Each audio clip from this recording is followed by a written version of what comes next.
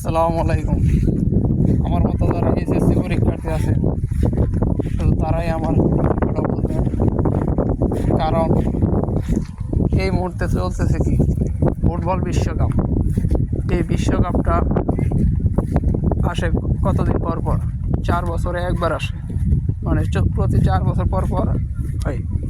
আর আমরা যারা পরীক্ষা দিতেছি তারাই এই বছর না দিতে পারলে বা এবছর পাস না করতে পারলে সামনের বার আবার দিতে পারবো।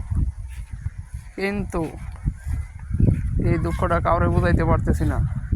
এই পরীক্ষা সামনের বার দিতে পারলেও 27 সালে দিতে পারলেও 27 সালে আগে আমি বিশ্বকাপ দেখতে পারবো না। ঠিক আছে, এই 27 সালে বিশ্বকাপ দেখার জন্য কি করতে পারি? এখন কি এবছর পরীক্ষা ড্রপ দেবো নাকি ফুটবল বিশ্বকাপ ড্রপ দেবো, এটাই বুঝতে পারতেছি না। তাই এখন আজকে রাত্রে কি ব্রাজিলের খেলা, ব্রাজিল নরওয়ে, একটা বিগ ম্যাচ, এরকম একটা বিগ ম্যাচ, এবং খেলার টাইমটা হচ্ছে বাংলাদেশে রাত 1টা কি 2টা এরকম হবে, সম্ভবত 1টা বা 2টা। তো 1টা বাজে যদি খেলা শুরু হয় 3টা বাজে শেষ হবে, 2টা বাজে শুরু হলে 4টা বাজে শেষ হবে।